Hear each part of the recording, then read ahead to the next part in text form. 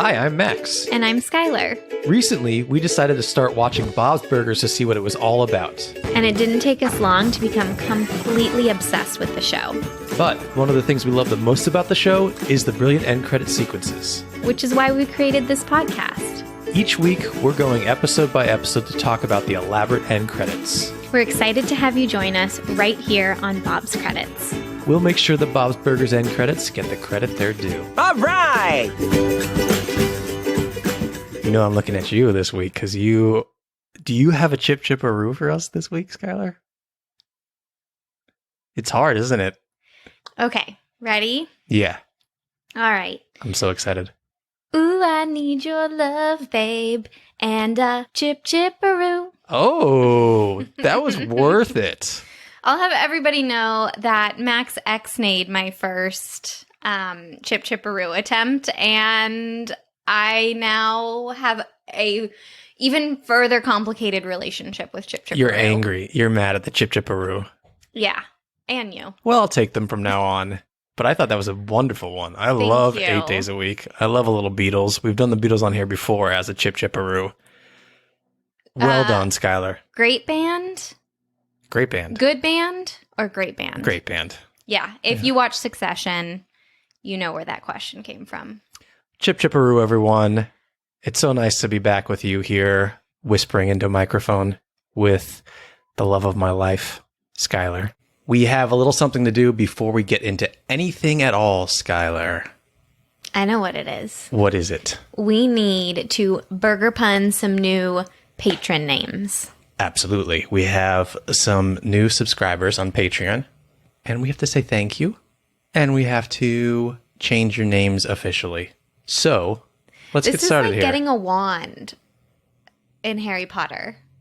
Yes. It's like it's a very official thing, or the sorting hat. The name chooses you. The burger pun name chooses you. I love it. First up is Faith Quinones. You will be known moving forward as the Faith Quinones Burger. Yum. Oh, a little quinoa on my burger. Have you ever had crispy quinoa? Oh my God. On a salad? Yeah. But like delicious. You just fry cooked quinoa in a pan and then crumble it on your salad, but like put it on a burger for some crunch. Oh, that Yum. sounds fantastic. Yeah. Thank you, Faith. We're so excited to have you along for the ride. Thank you, Faith. You ready for our next one? Yes. Thank you to one of my favorite names we've had so far, Cloudy. Lovely. That matches my name or my nickname. Sky. Oh, I was like, what's your your I was like, what do I nickname? call you? Like Giggly Poo or something? And I don't call you Giggly Poo. Cloudy, thank you so much. We have enjoyed interacting with you on Discord. We see you all the time in there. Thank you for subscribing. Thank you for becoming a member of our little community over there. And your name moving forward is the Cloud Deboned Pork Loin Burger. Oh, cool. Like a fancy burger. Yeah. So it's a deboned pork loin. Super fancy. Oh, it's a pork burger. Yes. Got it. A pork loin burger. Got it. Wow, this is a bit, if I've ever heard one. It could be. Okay. Thank you so much to both of you. Thank you, Faith and Cloudy. We are so grateful for you. It means the world to us. If you're listening and you want to have your name burger punned on the show, all you got to do is subscribe to our $5 tier on Patreon, patreon.com/BobsCredits. That's not all you get, Skylar. What else do you get there? You get exclusive episodes. We're having so much fun. You get discounted merch. You get community on Discord. We're chatting in there every day. Come join us. It's fun. Should we get into what we need to get into here? Let's do it. Should we play a little Bob pun or Max pun? Oh, God. I think we need it to salvage this. Okay. By this, I mean relationship. Just kidding. I meant the podcast.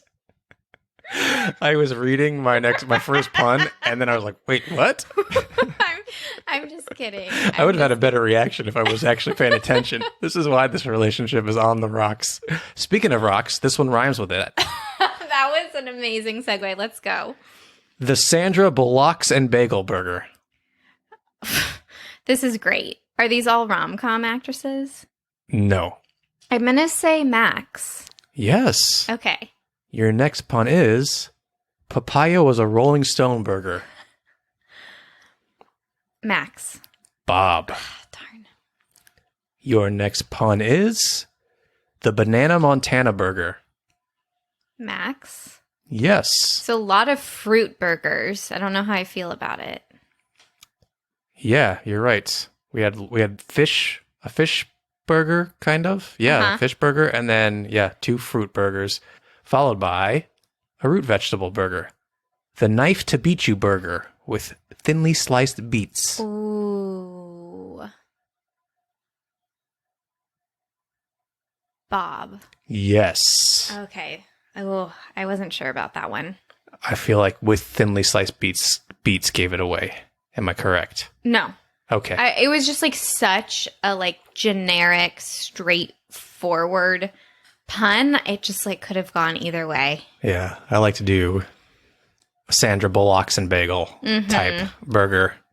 And sometimes Bob's are like a little askew. I want lox and bagels now. And are there any delis that have a Sandra Bullock's and bagel? Oh, we should tell Wexler's. If you look at any top LA bagel list, Wexler's will be on there. Yeah. Well, Yeah. I'm sure we'll just walk in and just, hey, you guys should have a Sandra Bullock's. They do puns bagel. and like fun stuff like that. Should we talk about this episode? Yeah, let's do it. Skylar, can we have the title and synopsis for season 5, episode 20? We're getting towards the end here. Hit me with it. First, I have to say that I'm sad that we're ending season 5. I feel like season 5 is such... I'm, as just a viewer who loves TV, I get like a little scared. I'm like, oh my God, are we going out of the prime of Bob's Burgers? I don't think that's the case, but I really do feel like that, like, after season 5, TV shows can go anywhere. Do you get what I'm saying? Yeah, and it's been such a good season, and we've been in it for so long now, it feels like. Yeah. And the podcast has grown so much in season 5. Yeah. It's kind of like sad to be coming to the end of it. We haven't discussed it yet, but Skylar and I might take a little hiatus before we dive into season 6. Who knows? Yeah. Who knows, though? But if that's the case, we'll still be putting out bonus episodes on Patreon during that time. Yep. Patreon.com/Bob's Credits if you need more of us. And we are just kind of on a little hiatus just to take a little break. But we're not sure about that yet. Maybe we'll miss it too much. And Skylar and I can be workaholics sometimes, so... Yeah. Especially when it's fun work like this. Okay, let's hit us with it. All right. This episode is called Hawk and Chick. When Bob and Louise meet their most beloved celebrity, Kojima from the Japanese film series Hawk and Chick, they befriend him and decide to help him reunite with his daughter and former co-star Yuki. A film festival will do just the trick. Bob and Louise are sure of it. And after everything that could possibly go wrong goes wrong, it does work. Father and daughter joy at its finest. This episode came out on May 17th, 2015. It was written by Rich Rinaldi and directed by Tyree Dillehay. Thoughts on the episode? Immediate thoughts, not that we just watched it, immediate thoughts as that synopsis was just read so beautifully. So this is one of the episodes. Like sometimes we'll be like, I totally forgot about this episode. This is one that will always stick out in my head to me. And I think it's really special and different. Yeah, I think why it sticks out is because it's one of those ones that introduces you to new characters in the world. Yes. Or we've seen Hawk and Chick before, right? Like them watching it. I don't think so. This is the first one. Yeah. This is an episode that introduces you to like new characters in the world and has like a focal point where they're like centered in the narrative. Yes. Even though, the Bob's crew was there, and those are hit or miss for me.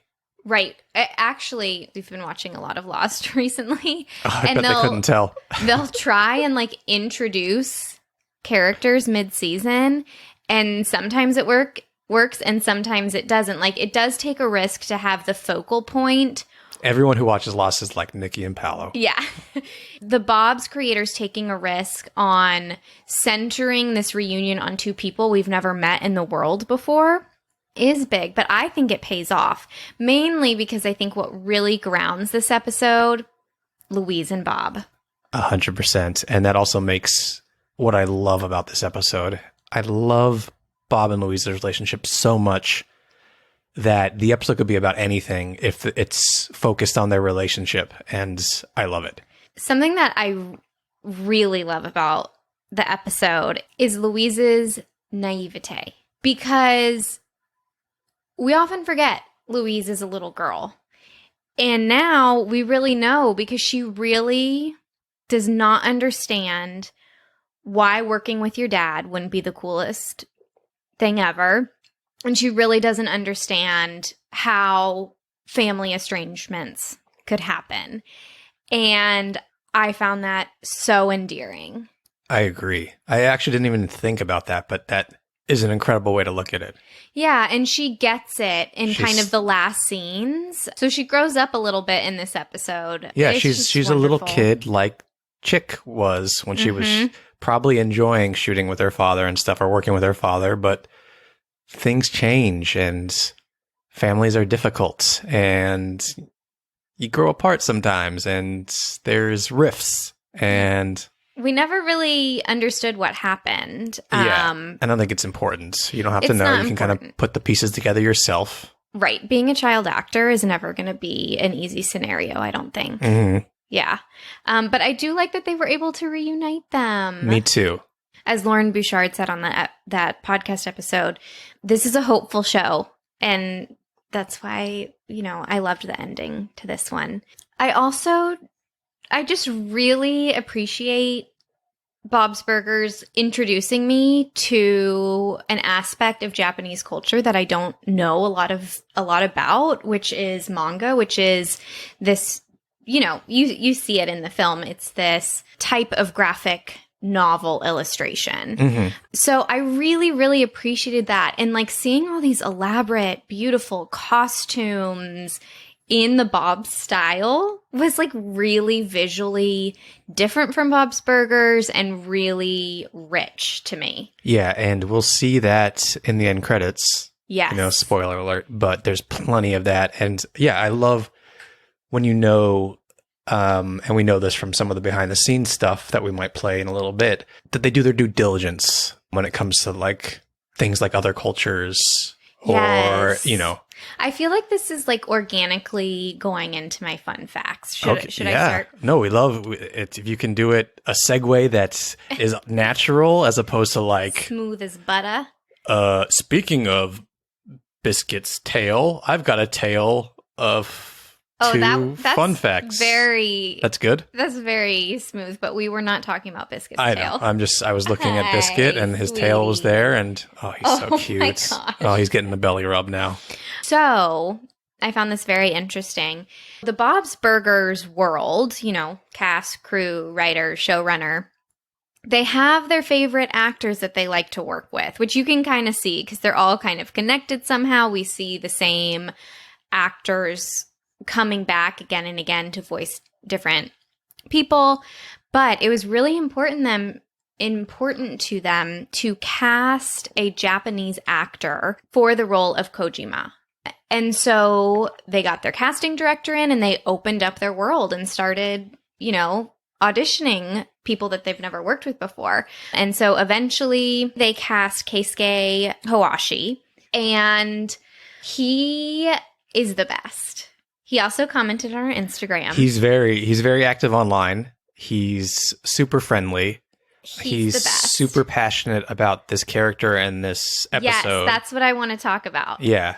So he said that this role was like a dream come true because he says he's an anime fiend, and also his dad used to be a manga artist in Japan. That's incredible. I also saw on Fandom, I was too nervous to reach out to Keisuke and ask him this myself, but it did say on Fandom that he actually lost his father right before going into audition for this. So if that's, maybe I'll work up a nerve and put on my journalist hat and try and confirm that for all of you. But I think what a beautiful way to bring other cultures and other histories into the show.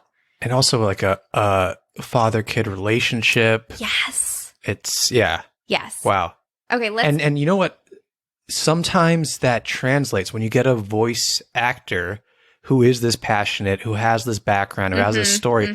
It translates into the character so much better than if you just get a, random person to just do a line or two, Well, Does that if make it sense? means Like something, you yeah. can tell voice acting is just like regular acting in that there's all different levels of it. Yeah. And you bring what you know into it and what you've experienced Exactly. into it. And someone who's experienced certain things will bring something differently than someone who hasn't. And here's the thing. What's different from movie writing to TV writing is that TV writing is a collaborative process. And when you get more brains and more minds together, I think you do get more like layered, rich pieces. So I'm sure Keisuke brought so much to this character.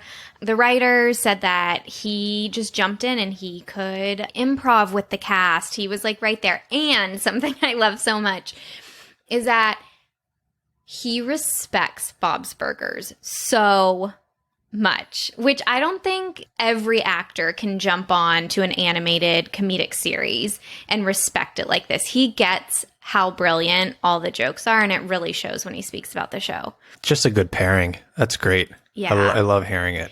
So I kind of did this backwards. I should have said that Hawk and Chick is based on a Japanese manga series or graphic novels called, I'm sure everybody knows this, but it's new to me. I'm learning. Skylar, and you know what? It's so funny. I feel like anime got really popular, at least in the States, in the 90s when I was a kid. Oh, yeah. And I just never jumped on board, but I think it got even more popular kind of in this new internet age? Yeah, and this new streaming age. Because now there's just like, there's so many more ways for kids and adults to absorb it. And it's so popular. I see so much of it on Netflix, and I don't even know if anyone wants to reach out to us and let us know where a good place to start for I'd love to check some more out and learn about it. And is not Totoro, what's it called? They've parodied it in Bob's at Thanksgiving. Yeah. Is that Japanese?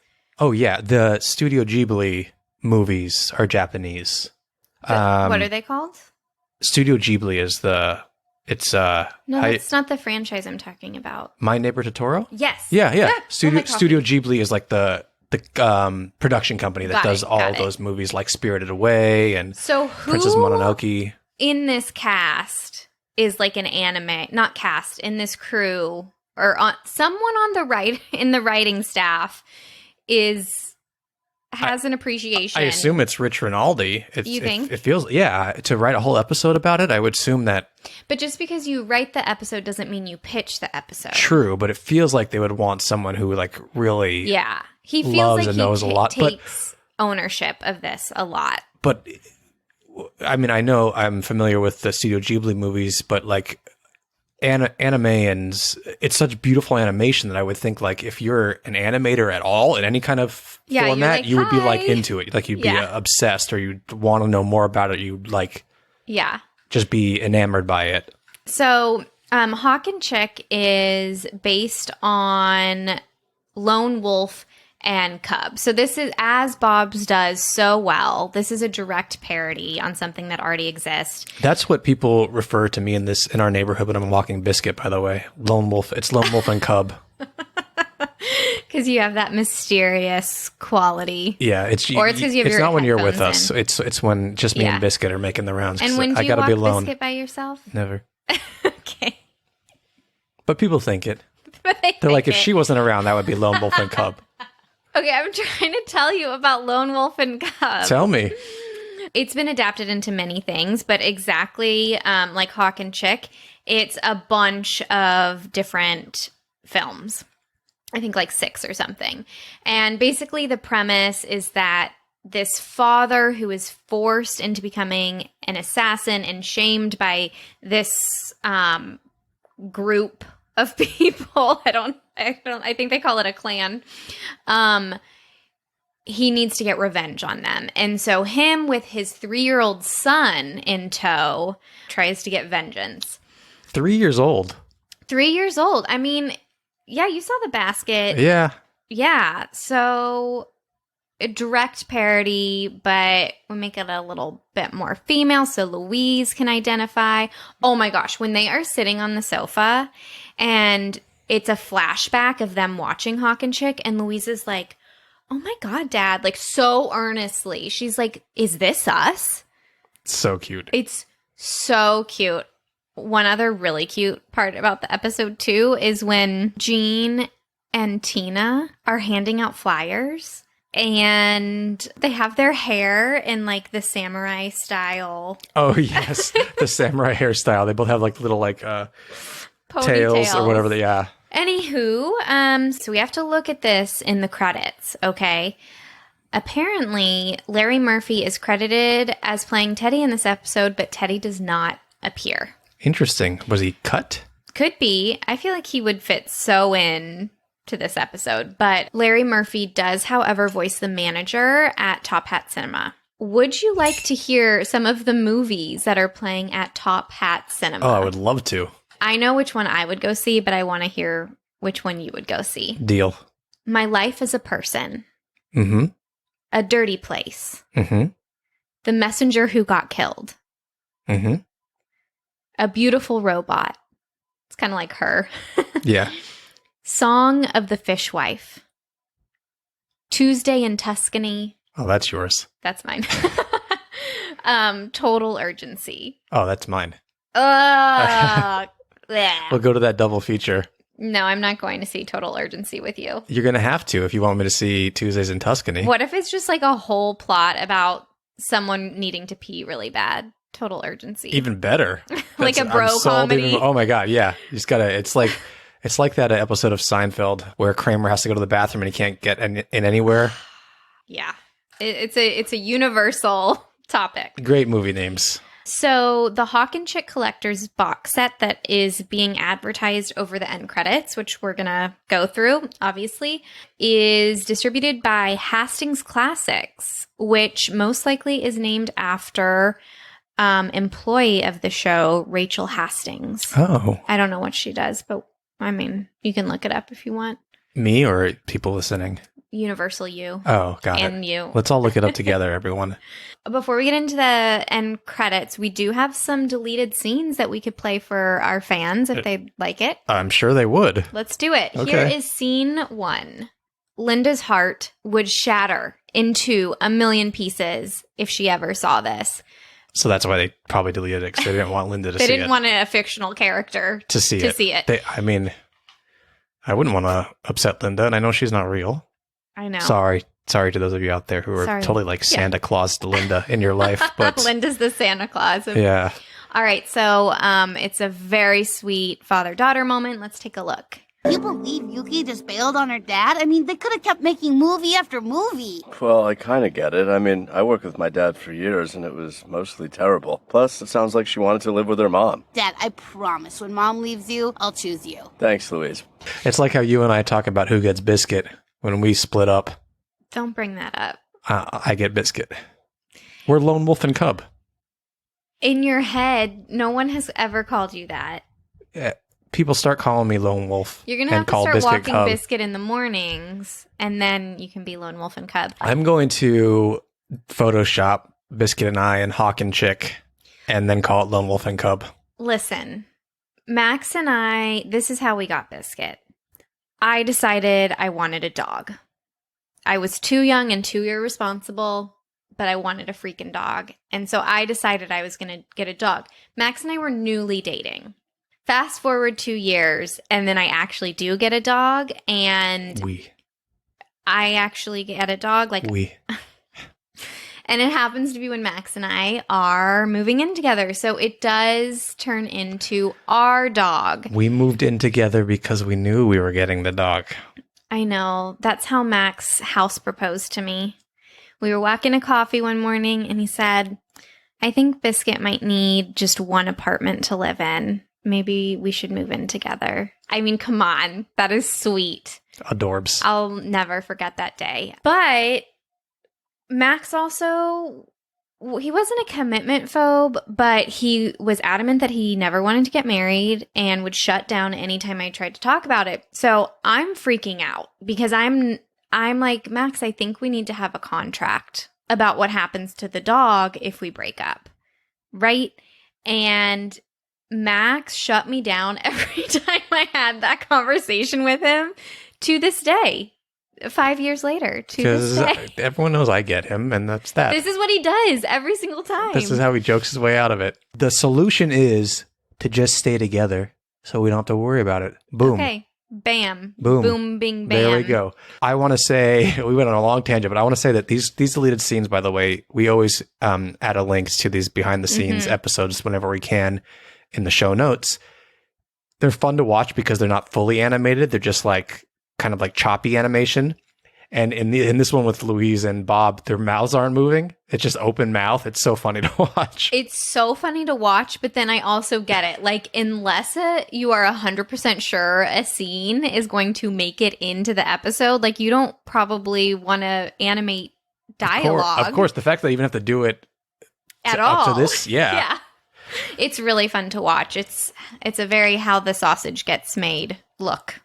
Should we get into the end credits? Because we're going to have to do some serious dissecting. These are intense end credits. Yes. A lot happens.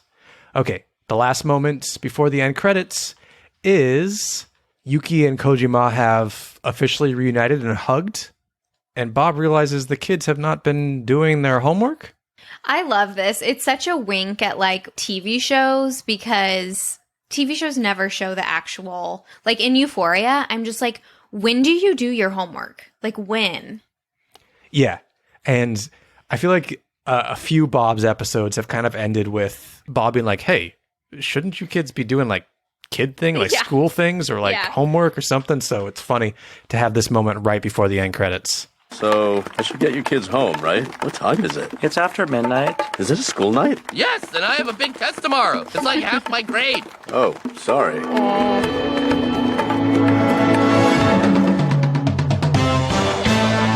Hastings Classics proudly presents the Hawk and Chick Collectors. Sorry, we're going to have to cut off the audio because we're going through images as well, and there's a lot going on. So, the end of the episode, what do you call that? That little, like, the circle coming in? Oh, yeah. What do you call that? We're both film students, and we don't know. A fade out? I don't know. You know, it's like old-timey circle closes in as they walk down the road to their new forward life. Yeah. And so we hear this kind of Hawk and Chick theme. And what's going on in the credits? So first, we get kind of a landscape shot, which is a beautiful bridge over water and lush trees in the background. Yeah, the credits are now... bottom half. Yeah, there's images are on top half, credits are on the bottom half, as opposed to the other left side of the screen and right side of the screen. And we get Hawk and Chick walking on that bridge, or Hawk walking on the bridge with Chick in the basket. That's so cute. She's like a little chickadee. And we get Bob. It is Bob's voice, right? I don't know if it's supposed to be Bob or if they're just like H. John Benjamin has the best like movie voice, so let's just have him do his voice. I feel like you can't. Bob is so pivotal to this episode. I feel like you can't just use his voice. Yeah, it's. I'd say it's Bob doing the. Yeah, and so that kind of part of me wonders if this is like a Louise and Bob project or something, because they were doing their own voiceover. That must be what it is. You know what? It must be like it's supposed to be. There is a Japanese voice that does it normally. Right. Bob is dubbing it his version. Yeah, they're like, we did a whole film. Yeah. We should do this. That makes sense to me. I love that. So what's the next shot after that long bridge? Hold on, I just had one little thing. So Chick's face. I think that they really tried to put some Louise accents in. Oh, sure. I really think they do. And it kind of, you just really get this feeling that this is a soul sister for Louise in a way. Do you get that feeling at all? Yeah, and Chick is super cute. Such a cute character, just like Louise is cute. Yeah. Okay, so what's the next shot we see after that long bridge landscape? We see a close-up profile of Rising Hawk. By the way, that was supposed to be the title of this series, but it went to Hawk and Chick. And he's holding his samurai sword in front of him. Chick is in her basket on his back. And this might be my favorite shot or illustration of these series, there are lush green trees, mountains in the background. And then my favorite part is this yellow-orange sunset. It's like golden hour. I think this is beautiful. It's incredible. Like, it's such beautiful animation. I do have to say, at the end of the Hawk and Chick film, as they are walking into the distance in a sunset, I was also like, oh my gosh, that's beautiful. Yeah, the animation in this episode is just incredible. Let's move on here. This box set, all 14 films, featuring the most celebrated father-daughter traveling barber samurais in the history of Japanese cinema. Okay. This is I guess, Bob doing his best serious movie voice. Yeah. So as we heard him say all that stuff, that shot of Hawk and Chick, the close-up, he kind of turns so we can't see him anymore, but Chick is facing us because she's on his back, and she's looking up at something, commenting, only to have him... Yeah, their mouths are moving, but you can't hear their dialogue. Yeah, only to have him turn around and see that, like, this tree monster is about to attack them. Another gorgeous sunset. Yeah. And then there's this really cool shot of Hawk prepping to attack the tree monster, and he pulls the samurai sword kind of directly down the middle of his face. He does not the blade edge. Just Oh my in front gosh, of his we face. watched Scream whatever last night. Oh, the new Scream was it was enjoyable. really good. Yeah, to be if honest. you haven't seen it yet, go see it, especially if you're a fan of the original. But there was a knife pulled directly up someone, so Yeah. thanks for clarifying. The next image we have, they're in kind of like this little village, and they're both fighting this scorpion monster. The scorpion monster has another person in its claw, and they're just kind of like chopping away at the legs of the scorpion monster. Love it. And then the scorpion monster turns into 1, 2, 3, 4, 5. A 6-headed Japanese woman? Yeah, kind of like a geisha, I guess. I'm not sure. It does look like there I is don't know. makeup Yeah. in that style. It might be a man. I'm not sure. It's kind of in the same position that the scorpion was in, and it's got 2 samurai swords in its hands, and one of the samurai swords has a person impaled on it. As Hawk and Chick continue to kind of hack away at this monster. All their epic battles have been digitally remastered. The toughest. So we get one last monster that they're hacking away at. It looks like kind of like a moth monster. Or a Or butterfly, butterfly? because that looks like a cocoon. You're right. And Or the poor person that's been captured by this monster in every one of these images is wrapped up in a cocoon, and it's holding the person over its head while these Hawk and Chick hack away at it. they don't look like they're doing much damage. No, it's really funny. And then it cuts to a scene of, it looks like Hawk and Chick are cutting the hair of this person that they had been trying to save. Well, that's the mayor, I believe. Oh, is it? Yeah. Because, Oh, Linda would go crazy. She loves the mayor. Yeah, because in one of the movies, well, first of all, Hawk cuts hair. That's his thing. Yes. So he had to cut the mayor's hair or something. I think that someone is screaming at me like, that's wrong, but I really think it's right. Okay. Anyway, I'll say it's right. love you. The toughest job for Hawk wasn't cutting hair or defeating a jellyfish monster. That Okay. jellyfish monster is really cool. Yeah, so it's we see him cut the hair, and then we see a zoom in on the jellyfish monster, followed by a shot from the jellyfish monster's POV of Hawk and Chick getting ready to battle it. It was raising a daughter by himself. Oh. What happened? Why are you awing? First of all, that was Louise's body language to a T. So Hawk clearly spots some schmutz on Chick, on her cheek, and so he licks his thumb, and I imagine your mom did this to you as a child. Oh yeah, Yeah. it's parents always do it. It's so gross. And tries to get the dirt or whatever off her face, and she does this Louise flailing arms like, get off me, Dad! Yeah, you can embarrass me in front of the jellyfish monster. Yeah. And then we get that bridge shot again at a different time of day. A lot greener, a little bit more blue A skies. new day, maybe.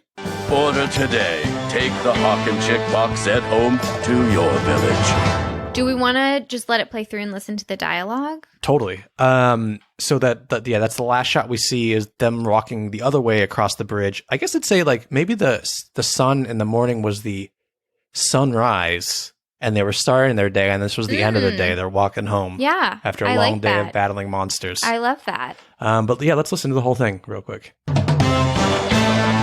Hastings Classics proudly presents the Hawk and Chick Collector's Box Set.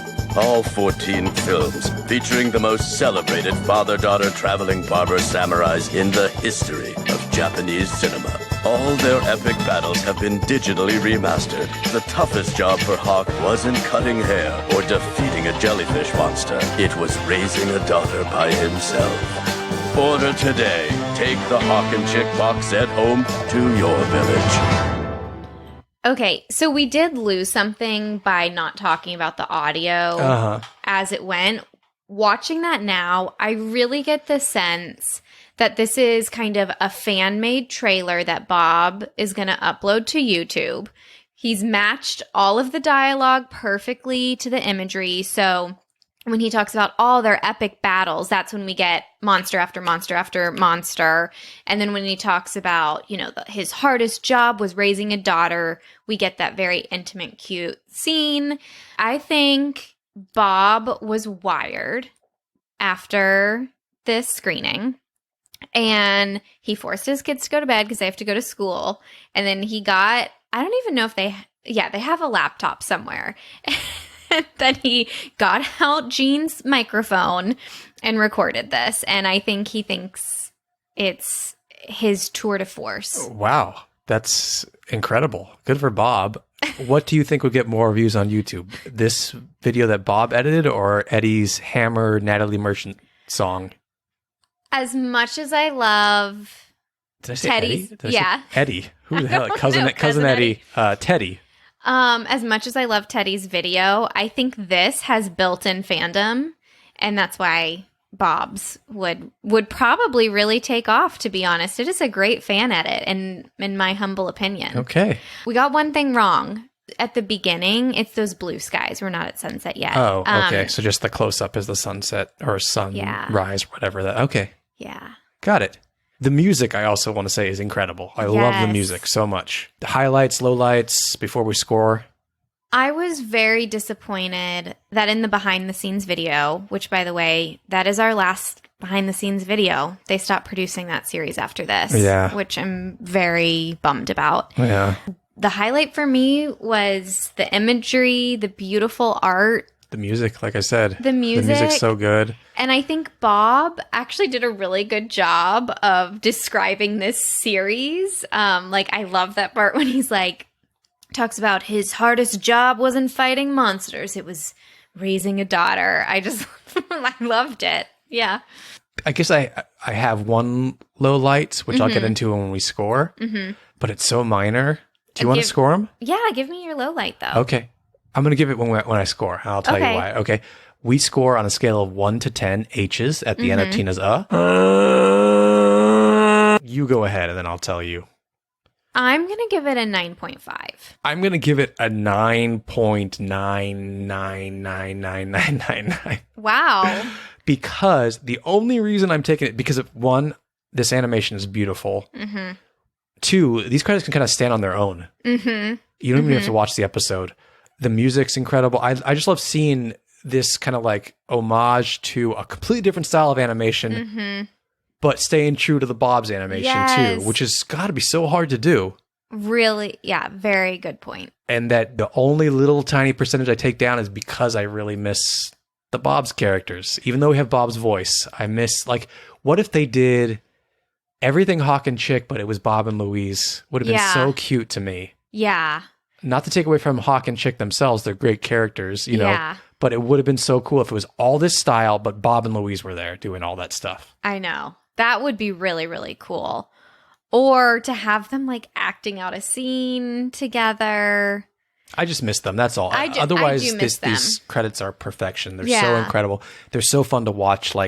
Pause, play, pause, play, pause, play, because there's so much detail. There's this money shot where we see their profile and then the camera kind of pans around them, and then you get Yuki right there. And I thought I was watching a freaking movie.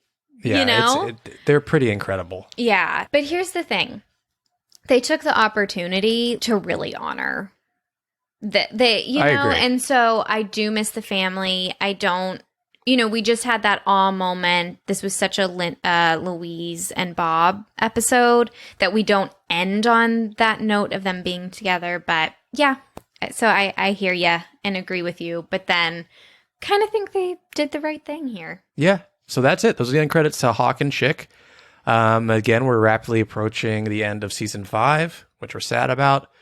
But thank you, everyone, for listening. Follow us on Instagram and Twitter, Bob's Credits. We'll have screen grabs from these end credits sometime this week because there's so many. We'll just grab some of our favorites. What else? Leave us a review. We're not breaking the Apple podcast algorithm anytime soon.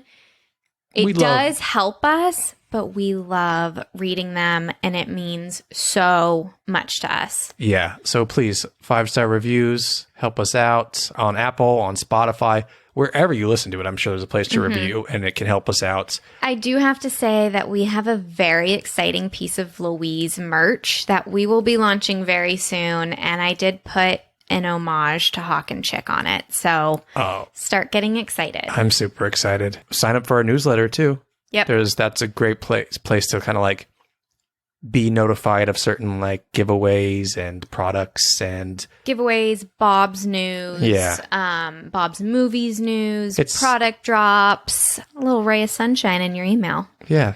Anything else you want to say to get anyone out of here? Or should I do it because I made you chip? Yes. Stay samurai swordy. Love it. Okay. Love it. All right. I'm going to go lone wolf and cub with Biscuit. Aw.